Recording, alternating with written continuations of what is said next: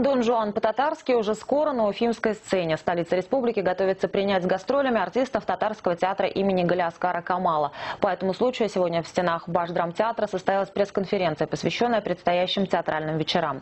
Ставшие уже традиционными выступления татарской труппы пройдут в этом году с 13 по 19 сентября на сценах двух театров – Башкирского государственного академического театра имени Мажита Гафури и Русского драматического театра Республики Башкортостан.